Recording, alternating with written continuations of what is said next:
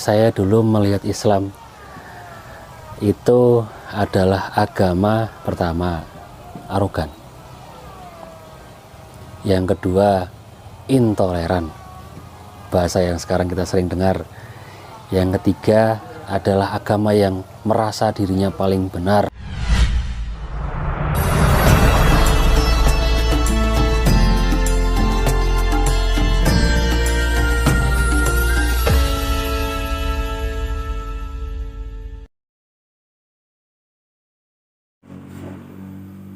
Assalamualaikum warahmatullahi wabarakatuh. Alhamdulillahi rabbil alamin. Wassalatu wassalamu ala asrafil anbiya wal mursalin wa ala alihi wa sahbihi ajma'in. Ashhadu an la ilaha illallah wa ashhadu anna Muhammadan Rasulullah. Allahumma salli ala Sayyidina Muhammad wa ala alihi wa sahbihi wa man tabi'ahum bi ihsanin ila yaumiddin. Amma ba'du, fa ya ibadallah, ittaqullaha haqqa tuqatih wa la tamutunna illa wa antum muslimun. Qala Allah Ta'ala fil Qur'anil Karim, a'udzu billahi minasy syaithanir rajim. Bismillahirrahmanirrahim. Qul huwallahu ahad, Allahus samad, lam yalid wa lam yulad wa lam yakul lahu kufuwan ahad. Pertama-tama marilah kita panjatkan rasa puji dan syukur kita kehadirat Allah Subhanahu wa Ta'ala yang telah melimpahkan rahmat, taufik, hidayah serta karunia-Nya kepada kita sehingga kita masih diberi berbagai nikmat oleh Allah Subhanahu wa Ta'ala, baik itu nikmat kemudahan rezeki, kelaparan waktu, nikmat kesehatan, dan nikmat yang paling besar adalah nikmat iman di dalam agama Islam. Pemirsa yang dirahmati Allah, jumpa lagi di channel Darmansa Agam, yaitu salah satu channel yang membela ajaran agama Islam dari dorongan orang-orang tidak suka terhadap agama Islam.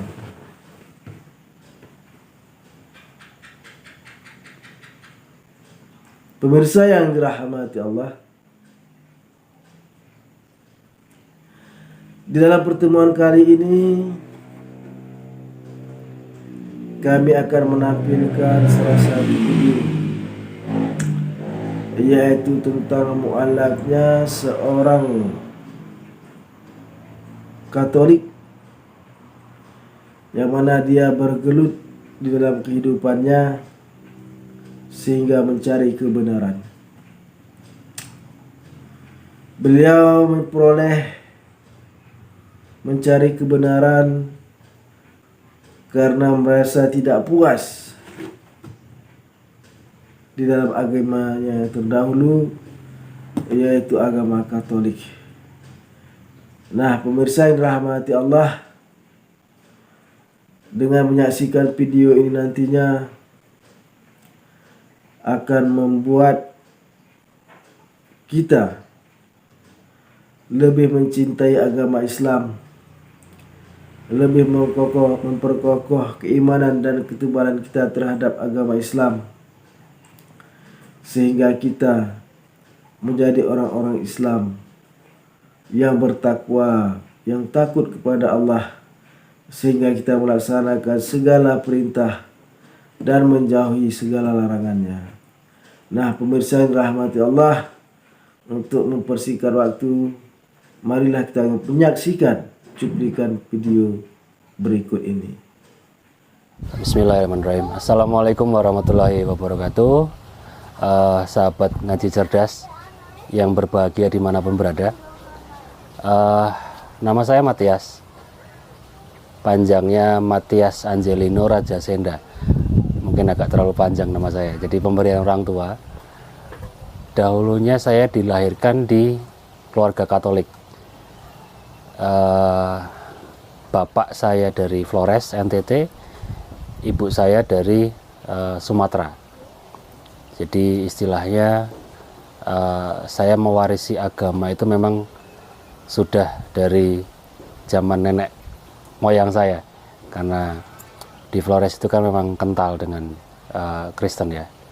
Itu jadi background saya seperti itu. Kemudian saya usia 33 tahun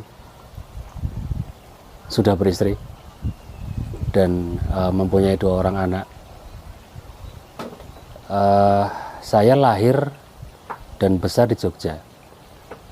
Terkadang ada orang pada saat awal ketemu saya bingung, Mas Matias ini dari mana? Pertanyaan itu pasti muncul karena mungkin lihat casingnya ya. Jadi casing dari timur tapi kok medok Jawa, kemudian cara berbahasanya berbahasa Jawa. Jadi ya karena saya lahir besar di Jogja, itulah kenapa ya saya dapat casing dan kemudian dapat budaya dari sini. Begitu Mas. Jadi awal saya mengenal Islam itu sekitar 2 atau 3 tahun yang lalu, mungkin hampir 4 tahun lah, hampir 4 tahun ke belakang. Saya ini sempat jadi seorang yang tidak mempercayai Tuhan, keberadaan Tuhan, dan apakah Tuhan itu ada, apakah Tuhan itu nyata di kehidupan kita. Karena apa? Karena dari pergumulan, kalau bahasanya yang lebih mungkin bisa diterima, bahwa pergumulan saya itu, saya merasa bahwa problem yang terjadi, walaupun sebenarnya problemnya juga bukan masalah materi, bukan masalah apa ya istilahnya dunia, karena waktu itu saya dicukupkan oleh Allah, alhamdulillah, maksudnya untuk mendapatkan materi. Saya berbasic keluarga yang mapan, kemudian saya punya kendaraan yang cukup untuk saya kemanapun tanpa saya harus bisa kehujanan, istilahnya besok nggak bingung mau makan apa. Kemudian anak-anak lahir dengan sehat, keluarga bahagia. Kemudian ada kesesakan pada saat saya berpikir bahwa ada ketidaknyamanan pada saat saya berdoa. Terus kemudian problem itu muncul seperti apa ya, orang kalau sesak gimana sih Mas? Jadi dunianya dapat, tetapi kenyamanan hatinya yang nggak dapat. Kemudian saya ngerasa bahwa Tuhan ini nggak ada. Jalan begitu saja, saya udah nggak pernah ke gereja, jarang berdoa, dan saya pun berdoa lebih nyaman itu di tempat-tempat, kalau mungkin yang orang lebih kenal adalah sendang itu. Jadi kan ada di situ ada mata air, kita datang ke sana, cuci tangan, cuci kaki, cuci muka, berkumur, kemudian kita menengadah kepada Tuhan di situ. Itu yang menjadikan saya nyaman untuk berdoa. Saya tidak pernah menyambungkan itu tentang wudhu, karena pada dasarnya kan pada saat orang ingin beribadah kan dia harus bersuci dulu, dan kebiasaan di sendang itu saya tidak sadari. Kalau saya ke sendang terus cuci tangan, cuci kaki dan segala macam, kalau misalnya kita sekarang bilangnya wudhu, itu ada sebuah ketenangan pada saat saya meminta kepada pencipta. Itu saya nggak lakukan karena saya ngerasa bahwa saya kok nyaman harus ke sendang, padahal saya ini seharusnya ke gereja. Terus apakah Tuhan ini ada? Pada saat pagi bangun tidur, lagi ngopi gini, saya sempat lumayan tertegun ngelihat ke awan. Kalau Tuhan ini nggak ada, awan ini nggak mungkin manusia ciptain. Pohon-pohon ini nggak mungkin manusia nyiptain. Saya sendiri jantung saya berdetuk itu nggak mungkin manusia yang ciptain.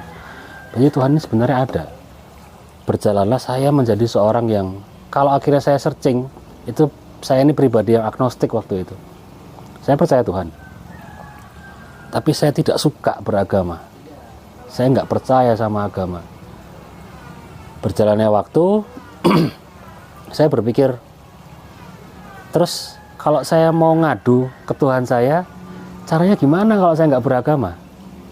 Kan permasalahan jadi di situ.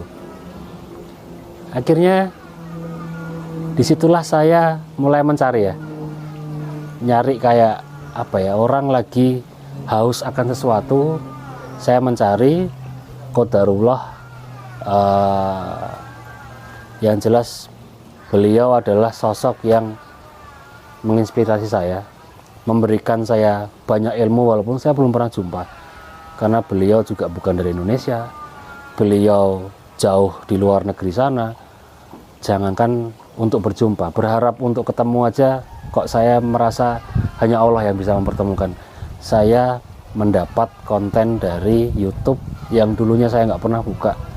Dr. Zakir Naik waktu itu, beliau menjelaskan tentang perbedaan agama, perbedaan kepercayaan secara mendetail dan bukan didaftarkan dengan opini, karena yang beliau jelaskan berdasarkan dalil kalau bahasa kita ya. Jadi semua itu berdasarkan dengan kitab gitu loh. Jadi itulah sumber ilmu pertama yang saya dapat tentang Islam. Kenapa saya akhirnya memilih Islam? Kenapa nggak Hindu? Beliau juga seorang yang lahir di India, bisa dibilang orang Hindi lah istilahnya begitu. Kenapa nggak Hindu? Karena saya merasa bahwa waktu itu saya butuh untuk berkomunikasi langsung tanpa adanya perantara. Nyun sewu, kalau misalnya dari kepercayaan yang saya dulu kan bahwa Tuhan itu 3. Kemudian di kepercayaan-kepercayaan yang lain adalah ada simbolis-simbolis tertentu pengganti Tuhan. Dan itu yang nggak bisa saya terima waktu itu. Jadi ya kalau saya pengen komunikasi sama pencipta saya pengennya direct tuh. Bukan saya harus melewati barier-barier dulu gitu loh. Nah akhirnya nggak lama berselang dari saya mulai mengulik konten beliau, hampir kalau saya nggak salah bisa jadi 15-20 konten beliau saya ulik, saya tonton, saya cari bener nggak yang diomongin tentang Alkitab nih. Kalau saya nggak salah Yohanes 16 ayat 12 sampai 14 waktu itu yang menjadi titik tolak saya. Kenapa berislam. Dulu saya sempat berpikir, saya kan punya tato ya, kalau boleh bertato di Islam, saya akan tato di salah satu tubuh saya, mungkin di dada saya, Yohanes 16 ayat 12 sampai dengan 14. Karena apa? Karena itu titik balik saya, akhirnya saya mengenal Islam gitu loh. Ya mungkin bisa di-searching dulu, di-searching sendiri ya, apa isinya, karena saya juga nggak hafal. Entah qadarullah, saya lumayan agak dengan Alkitab juga nggak begitu dekat, dan untuk menghafal pun juga saya nggak begitu lancar gitu loh. Itu akhirnya saya memilih Islam. Saya datang ke Masjid Jogokarian waktu itu atas saran teman. Karena apa? Karena beliau tahu kalau di Masjid Jogokarian bisa mengeluarkan sertifikat. Jadi saya punya legal untuk mengurus ke Dukcapil. Terus saya ikutin nasihat beliau, saya pergi ke Jogokarian, saya tanya dulu syarat-syaratnya apa. simpel, cuma KTP, KK, foto, kemudian diinterview kenapa mau masuk Islam. Penjelasan saya diterima oleh takmir waktu itu, Pak Weli Joko Karen. Saya diterima di sana hari Rabu ba'da Isya tanggal 18 Maret waktu itu. Saya mengucapkan 2 kalimat syahadat. Selesai dari sana, alhamdulillah qadarullah, waktu itu kan awal-awal Covid. Jadi saya masih bisa merasakan bagaimana pelukan saudara-saudara saya baru, saudara-saudara saya seorang muslim, yang saya ngerasa bahwa itu pelukan ikhlas, pelukan saudara yang mungkin dulu saya nggak pernah rasakan gitu. Jadi oh, seperti ini menjadi seorang muslim. Dan alangkah bahagianya setelah itu saya mendapatkan konten lagi dari Zakir Naik, bahwa pada saat seorang yang belum terbuka hatinya untuk menerima Islam dan mengucap kalimat syahadat, pada saat dia sudah terbuka imannya, kemudian Allah lunakkan hatinya dan terucap 2 kalimat syahadat dari bibirnya sebagai saksi bahwa dia menjadi seorang muslim, di saat itulah gugur semua dosa, perbuatan salah yang pernah dia lakukan. Itu saya merasa ada keberkahan tersendiri di hidup saya, karena saya ngerasa saya ini bergelimang dosa. Saya ngerasa bahwa saya ini orang yang sangat kotor gitu loh istilahnya. Apabila dapat privilege itu kayak saya ngerasa saya menjadi seorang yang baru, dilahirkan baru di usia saya yang sudah waktu itu 31 itu. Saya ngerasa ada separuh hidup saya mungkin walau alam itu yang sudah Allah putihkan gitu, istilahnya kayak di kampus kan pemutihan lah ya istilahnya gitu. Itu, dan apa ya, saya di Weling, kalau orang Jawa bilang tuh di Weling, dinasehatin Mas Matias. Mas Matias ini kan beristrikan non muslim, walaupun saya sebenarnya nggak suka pakai kata-kata non muslim ya, karena saya mendoakan saudara-saudara saya ini tidak menerima keselamatan, karena artinya seperti itu ya. Muslim ini kan selamat, non muslim berarti kan orang-orang yang tidak menerima keselamatan ya. Apa daya, karena di negara kita ini kan istilah kafir masih agak apa ya, menjadi sebuah perdebatan ya. Bagaimanapun senyamannya lah, bagaimanapun kita berlisan, walaupun kita niatnya adalah bukan mendoakan untuk orang tidak berselamat gitu kan gitu. Walengnya beliau Pak Weli, Mas Matias itu kan beristrikan bukan seorang muslim, dan menurut syariat pernikahan Mas Matias itu saat ini sudah batal karena pernikahannya bukan dijalankan dengan syariat Islam. Waktu itu pernikahan di gereja Pak. Itu kalau misalnya mau pulang diperbolehkan monggo, tapi kalau bisa jangan kumpul dulu sama istri, takutnya jatuhnya zina. Kalau istri bisa diberikan dakwah, kemudian mau berislam, akad ulang, ijab kabul di situ, insya Allah bisa kumpul sama-sama lagi. Ya akhirnya saya, daripada namanya saya masih manusia dan laki-laki biasa, godaan mungkin lisan saya bisa bilang tidak, tapi pada saat sudah di rumah, walau alam saya juga nggak ngerti. Itulah saya memutuskan untuk keluar dari rumah. Saya keluar dari rumah untuk menjaga yang di Weling sama beliau. Saya keluar dari rumah, kemudian masuk ke bulan puasa. Ya pasti ada pertanyaan, kenapa sih kok harus keluar dari rumah, terus gimana hubungan sama keluarga segala macam. Itu sudah menjadi niat saya. Jadi gini, saya itu orangnya kalau mengambil keputusan yang menurut saya benar dan saya mengambil informasi bahwa oh keputusan saya benar, saya nggak akan pikir lama buat ngambil keputusan. Resikonya saya bakal tanggung di belakang. Kalau orang di jalan bilang hajar dulu aja lah, resiko tanggung belakang.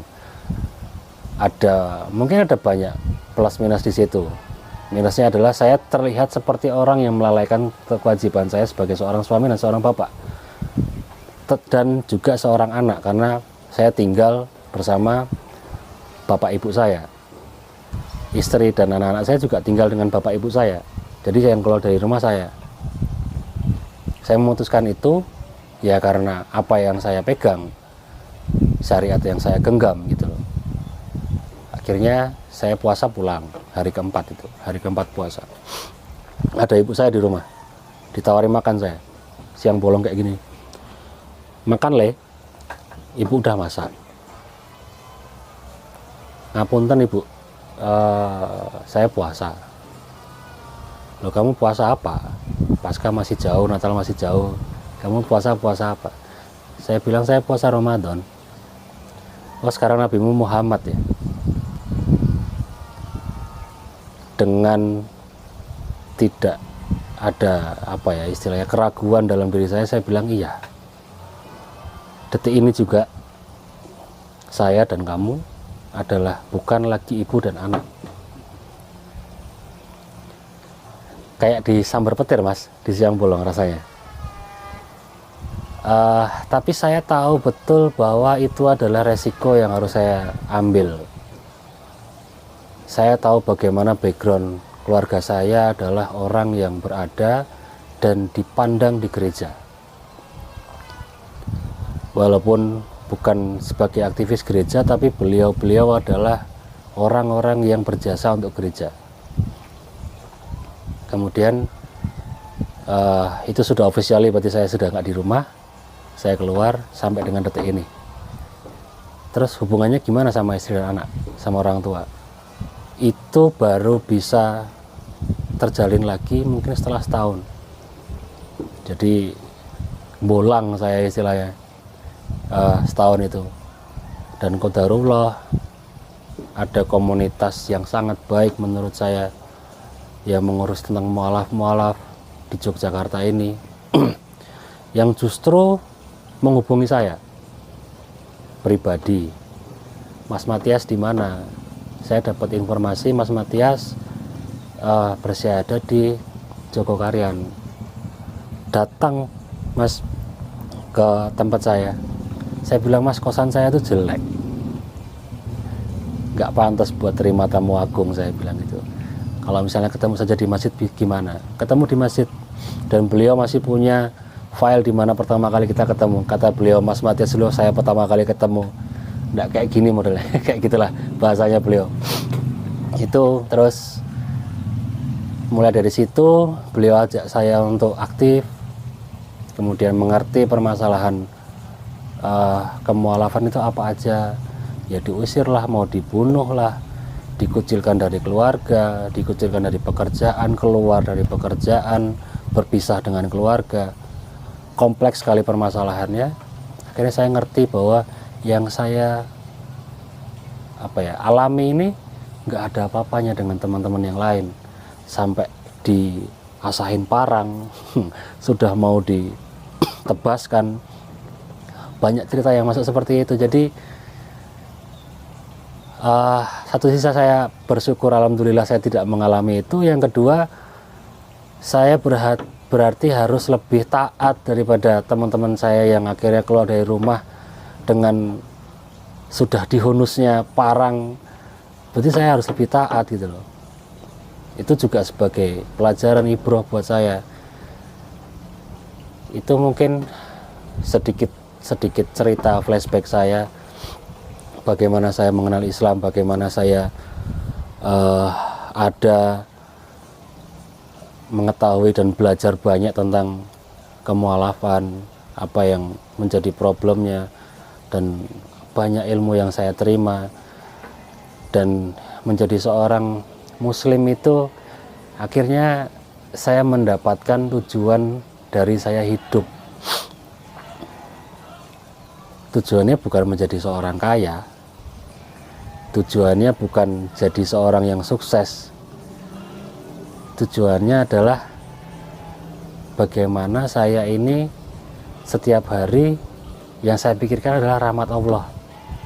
Karena dengan itu saya insya Allah bisa dapat tiket buat menikmati tempat di mana Allah sudah janjikan tidak ada kesedihan, tidak ada tangisan di situ, hanya ada kebahagiaan yang belum pernah manusia melihat yang seperti itu ada di dunia. Berarti kan itu sesuatu yang beyond, yang sangat di atas pikiran kita, yang harus diperjuangkan. Kalau enggak sayang. Itulah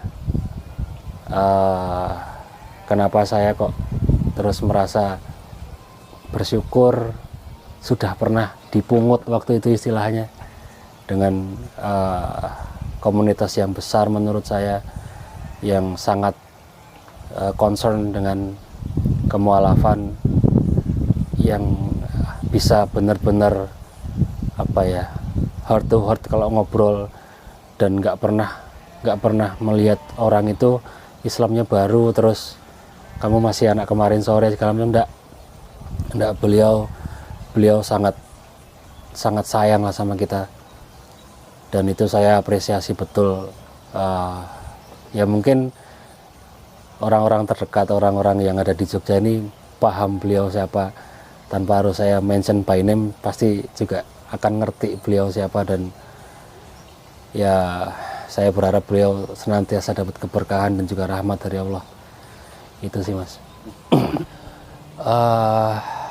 Saya nggak tahu ya akan membahasakan ini sebagai pencapaian atau bukan, karena akan sangat istilahnya congkak pada saat saya merasa bahwa saya sudah memiliki pencapaian, karena agama ini dikaji nggak akan pernah selesai sampai mati gitu loh Mas. Sampai kita dicabut nyawa kita sama Allah, nggak akan pernah selesai agama ini untuk dikaji. Yang jelas satu hal yang akhirnya menjadikan pola pikir saya sangat berbeda pada saat saya menjadi seorang muslim dan sebelum saya mengenal Islam adalah saatnya tentang rezeki. Tidak akan dicabut nyawa seseorang, makhluk ciptaan Allah, pada saat belum dicukupi rezekinya. Jadi gelas ini kalau belum penuh ya belum selesai. Tapi permasalahannya adalah bagaimana kita ngisi gelas ini. Mau diisi dengan yang baik atau mau diisi dengan yang kotor, bagaimanapun kita ya akan minum nantinya. Istilahnya kan kayak di yaumil hisab, nanti kita yang bakal minum. Ini baik atau kotor ya sudah menjadi pilihan kita. Ya memang semua sudah tertulis, karena tidak ada daun yang jatuh dari pohon tanpa seizin Allah. Terkadang ada pertanyaan yang mungkin agak selengean ya. Ya kalau gitu Allah udah tahu dong kalau saya mau maksiat ini. Allah udah tahu dong kalau saya nggak mau sholat ini. Terus buat apa saya sholat? Buat apa saya tidak bermaksiat? Toh juga sudah tertulis. Itulah dimana kita bisa memilih. Dan adalah satu hal juga yang akhirnya saya menyadari setelah saya berislam adalah Allah ini maha pengampun, pengasih dan penyayang. Kadang orang berpikir ya ntar deh saya taatnya, nanti deh saya tobatnya. Allah ini kan Ghafur, maha pengampun. Tapi yang sering terlupakan adalah malaikat maut itu nggak nunggu kita tobat, karena beliau mengincar, kok mengincar ya bahasanya, menyambangi kita 70 kali lebih dalam satu hari. Ya di hari apa, di jam berapa, di saat yang keberapa beliau datang ke kita nggak ngerti, karena kita bukan dalam nomor antrian, kita dalam nomor cabutan istilahnya kan gitu. Kita nggak ngerti nomor kita yang keberapa. Itulah saya merasa bahwa di situ saya harus berhati-hati dalam bertindak, berhati-hati dalam mencari rezeki. Mungkin kalau mau cari uang kayak dulu bisa dapat uang banyak, bisa, sangat bisa. Tapi pertanyaannya sesuai dengan yang Allah kehendaki atau tidak? Karena setiap rupiah yang kita dapat dan kita keluarkan ada hitungannya. Itu konsep yang saya nggak dapat waktu saya beragama yang dahulu. Itu adalah konsep yang menurut saya menjaga manusia supaya berhati-hati dalam bertindak apapun. Karena segala apapun yang kita kerjakan, mau bekerja, mau bertetangga, mau bersaudara, mau berkeluarga, kalau sudah didasarkan dengan niat bahwa ingin menyenangkan Allah, ingin mendapatkan rahmat dari Allah, insya Allah bekerja pun ada ibadahnya, bertetangga pun ada ibadahnya. Dan sekali lagi kita nggak ngerti dengan ibadah mana kita bakalan dimasukkan ke surga gitu loh. Ya banyak-banyaklah berniat baik, banyaklah selalu mengingat Allah di kapanpun dan dimanapun kita berada, karena kita nggak ngerti tiketnya dari mana dan dari siapa, kan begitu ya. Jadi mungkin ini adalah permintaan maaf saya. Sebenarnya nggak enak juga mau ngobrolin masalah ini karena ini personal ya, dan saya yakin juga ada teman-teman di luar sana yang melihat Islam dengan apa yang dilihat dari media, dengan citra-citra yang dihembuskan di masyarakat. Mohon maaf. Saya dulu melihat Islam itu adalah agama pertama arogan, yang kedua intoleran, bahasa yang sekarang kita sering dengar, yang ketiga adalah agama yang merasa dirinya paling benar, yang keempat banyak soalnya. Bagaimana pandangan saya tentang Islam waktu itu? Intinya di situ, Mas. Dan bagaimana seorang manusia dengan sangat gampang menekan tombol untuk mematikan manusia yang lain dengan bom. Kalau saya sudah melihat seorang muslim bercelana di atas mata kaki, itu saya sudah mulai skeptis dengan apa yang dia bawa. Lagi bawa ransel kah? Lagi bawa tas besar kah? Ternyata setelah menjadi seorang muslim, kenapa celana itu mereka pakai dengan cara seperti itu? Karena menjaga mereka dari najis. Karena celana itulah yang juga dipakai untuk beribadah kepada Allah. Yang kedua, supaya tidak menimbulkan kesombongan dalam diri. Itu adalah hal-hal yang saya nggak terima waktu itu, penjelasan waktu itu. Jadi ya menurut saya kalau sudah cingkrang ya I need to be careful gitu loh. Saya harus hati-hati sih sama orang ini. Kalau perlu nggak usah kenal, kan gitu loh. Ya alhamdulillah kalau nggak kenal kan gitu. Tapi sekarang saya justru melihat bahwa saya harus kenal. Karena mereka ini adalah orang-orang yang punya ilmu yang saya nggak punya. Kenapa mereka bisa istiqomah dengan pakaian itu? Apa yang mereka jaga? Itu yang harus saya kulik sekarang. Terus kenapa saya dulu benci banget sama orang Islam? Karena setelah akhirnya saya menjadi seorang muslim, bukan Islamnya yang salah. Islam tidak pernah salah. Karena ini agama yang diturunkan oleh Allah dan dijaga betul sampai dengan hari kiamat. Nggak mungkin Islamnya salah. Berarti kan ada faktor di luar Islam. Ya sebenarnya nggak di luar banget gitu loh. Muslim-muslimnya yang akhirnya saya melihat itu dan menyimpulkan bahwa Islam arogan. Nabi nggak seperti itu. Nabi itu yang saya tahu dari sirah, setiap hari menyuapi ibu yang bukan Islam dan beliau buta setiap hari. Dan kisah ini saya dengar pertama kali, saya bisa nangis kayak anak kecil. Nabi itu suapin setiap hari, walaupun pada saat nyuapin Nabi dihina, dibilang Nabi itu pendusta, penyihir, segala macam, jangan percaya dengan Muhammad karena beliau ini begini. Setelah Nabi wafat, kemudian sahabat Abu Bakar mencoba untuk menggantikan peran beliau. Si ibu ini langsung menyadari bahwa ini bukan Nabi. Padahal bagaimana cara menyuapi sahabat Abu Bakar ini sudah sebisa mungkin diperhalus seperti Nabi, itu pun masih tidak bisa menyamai gitu loh.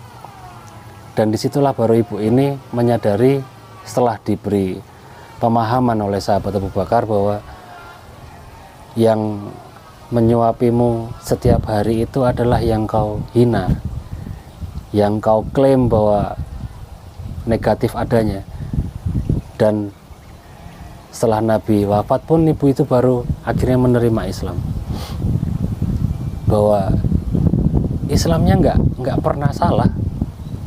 Kitanya yang sebagai seorang muslim terkadang menciptakan bahwa Islam ini jelek, Islam ini intoleran, Islam ini arogan. Ya mungkin cara kita belum tepat, walaupun yang kita bawa sudah benar. Karena terkadang orang harus menerima sesuatu dengan benar dan tepat. Pada saat kita cuma bawa benarnya aja, belum tentu tepat. Karena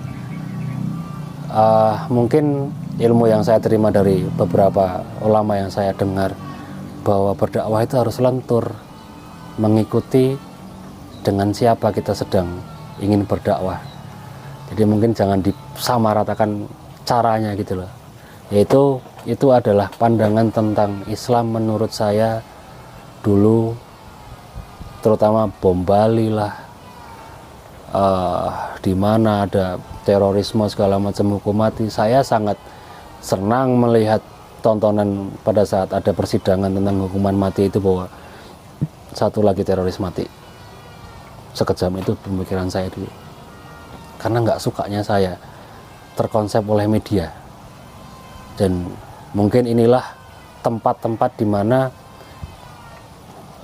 walaupun Islam nggak butuh diklarifikasi ya, Allah tidak butuh diklarifikasi oleh kita, tetapi janji Allah kalau kita membela agamanya Allah yang membela kita nanti.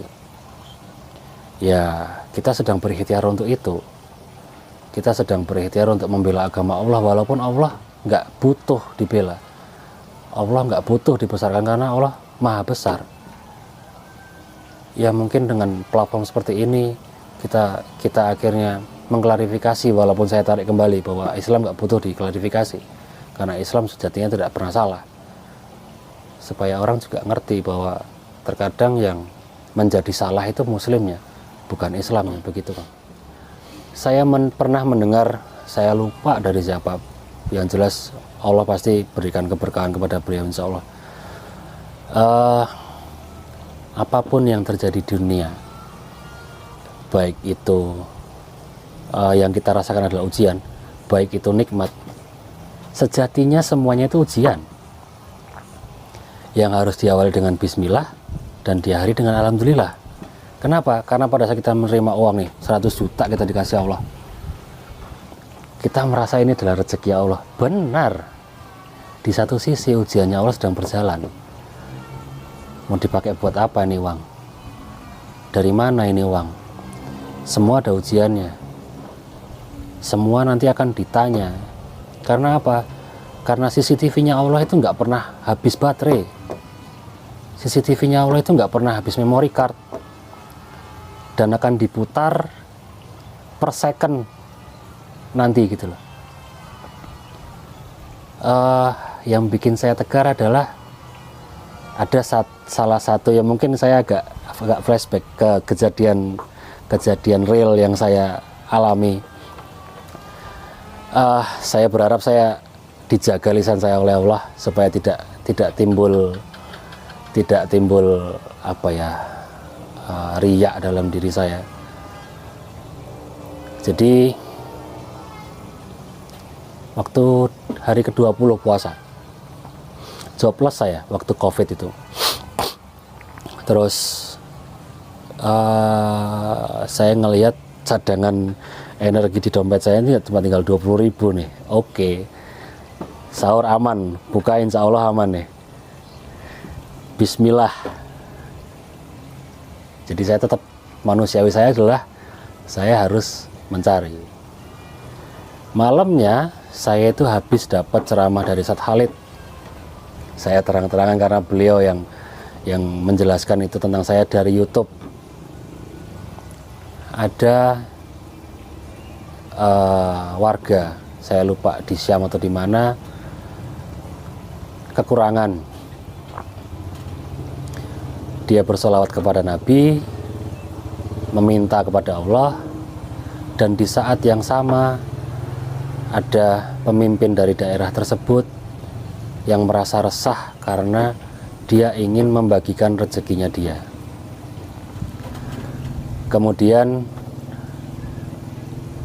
beliau berdoa kepada Allah, semoga Allah tuntun kudanya untuk sampai di tempat di mana dia bisa memberikan hartanya. Sampailah dia di sebuah masjid yang masih ada lentera nyala di situ, berarti ada orang yang sedang berdoa. Diberikanlah apa yang menjadi kebutuhan dari si warga tersebut. Kemudian warga tersebut dipesani oleh Amir waktu itu, saya lupa, kalau butuh apapun datang ke saya, mintalah apa yang kau butuhkan, karena malam ini atas doamu, atas sholawatmu, Allah menggerakkan hati saya, menggerakkan kuda saya untuk sampai di hadapanmu. Jawaban yang sangat mengena buat saya adalah, apabila saya butuh, saya nggak akan minta sama sampean. Saya akan minta dengan siapa, dengan zat yang menyebabkan sampean datang ke saya. Saya akan langsung minta kepada Allah, bukan kepada sampean. Disitulah waktu itu saya dengar ceramah itu, saya karena itu ilmu baru, kemudian sebelum tidur bersolawatlah saya meminta kepada Allah.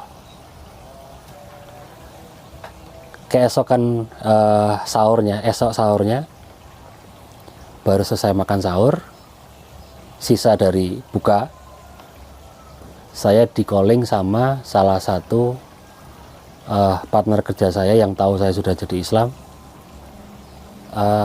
Mas Matias, assalamualaikum segala macam, apa kabar, gimana kabarnya segala macam. Saya itu habis dapat rezeki mas, dan saya bingung mau saya kasih kemana. Tiba-tiba muncul nama Mas Matias di situ. Mas, saya minta nomor rekening. Itu adalah hal yang terjadi di hidup saya yang nyata. Beliau juga masih hidup sampai sekarang, alhamdulillah. Kalaupun mau di cross check juga bisa. Jadi kalau misalnya mau di cross check, beliau alhamdulillah masih ada, masih hidup sampai sekarang. Setelah transfer itu saya akhirnya menyadari bahwa rezekinya Allah itu yang membatasi adalah pikirannya kita, akal kita yang akhirnya mengambil alih kemahaan Allah. Karena ada 3 part di mana kita nggak bisa menyangkal bahwa itu adalah ranahnya Allah: jodoh, rezeki, dan maut. Mungkin kita bisa bertawakal di jodoh dan maut, tapi kita sok-sokan punya kalkulator untuk membatasi rezekinya kita dari Allah. Wah, kalau sekian nggak cukup nih sampai 1 bulan. Wah, kalau sekian berarti besok saya gimana. Nah, akhirnya saya terbuka pikiran saya tentang rezeki ini bukan saya yang hitung. Rezeki ini saya cuma bisa usahakan. Hasilnya kecil atau besar itu sudah ditakar oleh Allah. Saya siap nggak nerimanya. Bisa jadi pada saat saya dikasih berlebih, saya bisa kufur, wallahu alam. Bisa jadi saya menyelewengkan amanahnya Allah. Disitulah letak penjagaan Allah terhadap saya permasalahan rezeki. Maksudnya bukan saya mengklaim diri saya bahwa rezeki saya ini kekurangan, enggak, karena Allah sudah menjanjikan bahwa manusia itu makhluknya Allah, rezekinya cukup dan berlebih, tidak kurang. Yang menyebabkan kurang adalah matematikanya kita dan bagaimana kita menggunakan rezeki yang Allah kasih. Itu tentang kesaksian saya bagaimana Allah begitu dekat dengan saya pada saat saya meminta kepada Allah, pada saat saya memuliakan kekasih Allah, Nabi Muhammad SAW. Disitulah cinta Allah juga akan kembali ke kita. Itu part-part dimana yang seperti ditanyakan tadi, bahwa saat saya menjadi seorang muslim, apa yang akhirnya menyebabkan saya bertawakal kepada Allah. Karena kalau saya merasa bahwa saya harus was-was, saya akan merasa was-was dengan kelakuan pribadi saya, bukan dengan rezeki apa yang akan Allah kasih ke saya. Ya mungkin, jadi mungkin ini adalah bisa jadi bermanfaat untuk sahabat ngaji cerdas, dan terlebih sangat bisa bermanfaat buat diri saya pribadi.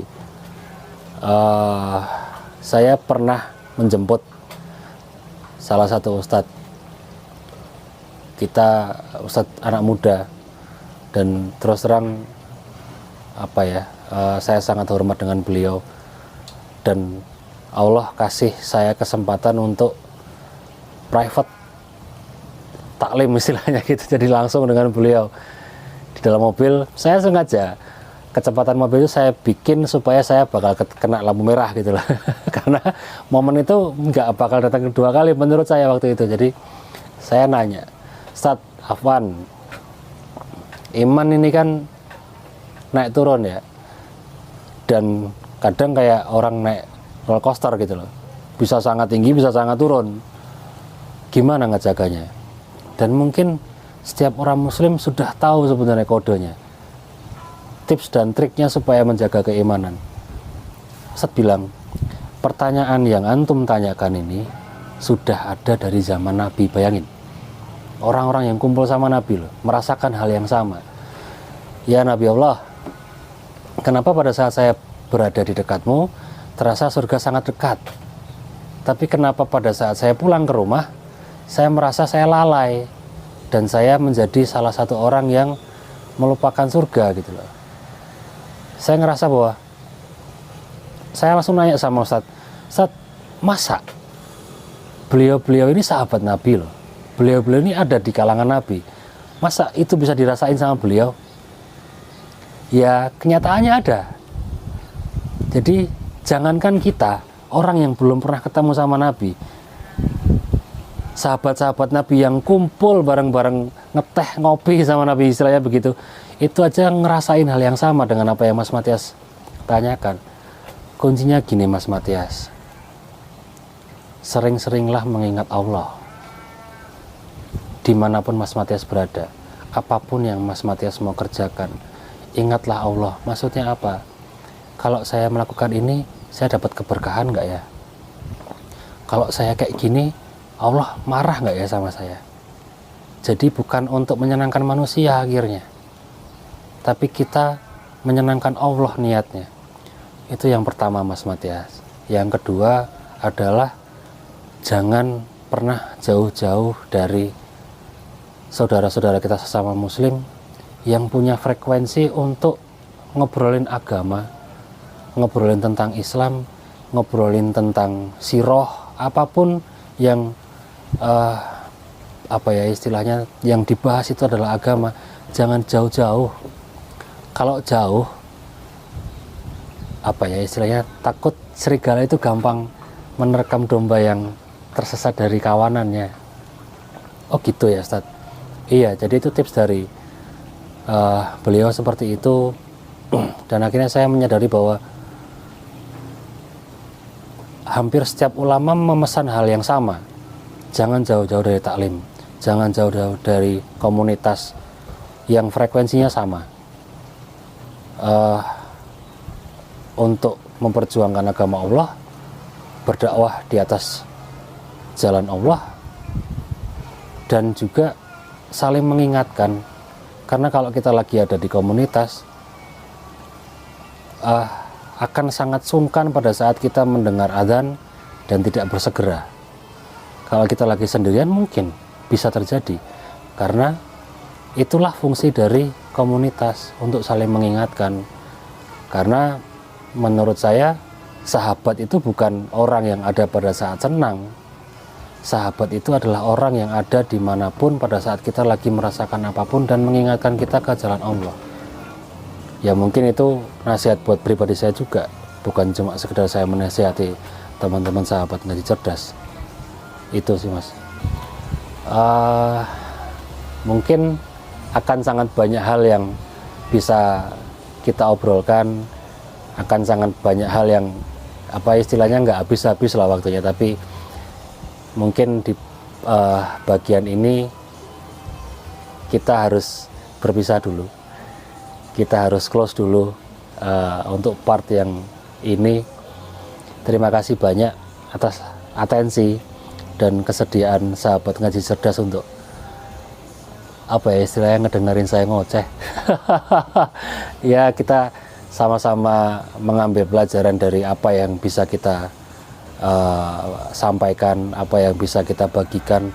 Semoga bisa memupuk keimanan kita menjadi lebih baik, ngecas iman kita supaya penuh terus, supaya kita bersatu dalam agama ini dengan cara yang benar, dengan cara yang baik, saling mengingatkan dengan yang santun, saling mengingatkan dengan adab dan akhlak yang mulia yang sudah dicontohkan oleh Rasulullah.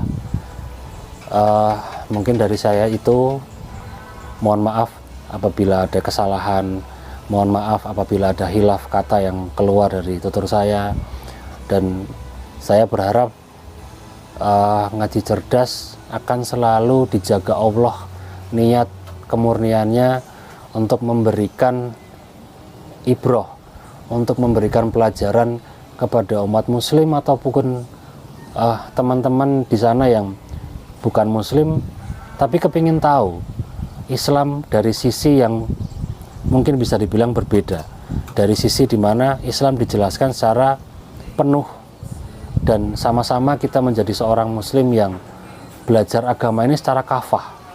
Karena penting bagi seorang muslim untuk belajar menjadi kafah, karena rahmat Allah akan datang kepada orang yang belajar dan menggunakan akalnya.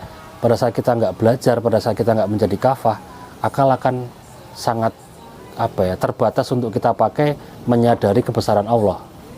Itu terima kasih banyak sahabat ngaji cerdas, sehat selalu untuk semuanya, keberkahan selalu untuk semuanya. Assalamualaikum warahmatullahi wabarakatuh. Waalaikumsalam warahmatullahi wabarakatuh.